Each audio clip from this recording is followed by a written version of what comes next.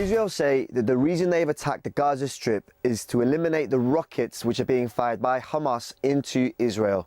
So we decided to take a look at what kinds of rockets are these and how exactly are Israel defending themselves. Sam took a look. Firstly, on the Hamas side, we have Qassam rockets, more or less an improvised series of projectiles. They've got a range of about 5 or 6 miles. They're made from scavenged parts. It's essentially a metal tube with fins welded onto the end and holes drilled in the bottom, into which is shoved a solid block of fertilizer, standard nitrate fertilizer, which is ignited by an electronic signal and is completely unguided. When it lands, it's got a warhead on top, which is a simple metal casing, carries around 20 pounds of blast. It's enough to do significant damage and kill and maim an awful lot of people. They aren't accurate rockets, but they are very easy to make. They're made by inverted commas activists, basically small arms manufacturers, and cost around $500 to $800 each. Now, they may not be accurate, but they are built in massive, massive numbers, which makes them dangerous more probably psychologically than physically, although they do a lot of damage when they hit their targets. In response, Israel have a system known as the Iron Dome. It's still in the developmental phase. It's about 18 months old, and it is quickly becoming one of the most advanced anti-missile defence systems in the world. It's said to be able to shoot down around 90% of the rockets that are coming in from Gaza. Anything up to the size of a heavy mortar shell, which is really pretty small. You're talking about a 1-foot object sailing through the sky at several hundred miles an hour. This system can shoot up a missile. Whoa! Anything from 4 to 70 kilometres away. It can blow 90% of them out of the sky.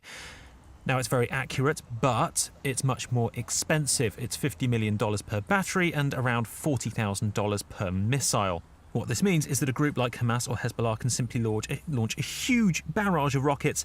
They'll fly over, and there's only so many that the Israeli system can take out because it simply can't afford the rockets and can't afford the batteries. That's the actual missile launch systems. Israel, however, say that it saves an awful lot of lives, and what price can you put on life? Well, in this case, it's a $40,000 missile. We've spoken to someone who's been living under the shadow of these systems and under Hamas rocket attacks. Anne-Lee Oz has been living in the town of Ashkelon for around 20 years and has an Iron Dome battery in the field behind her house.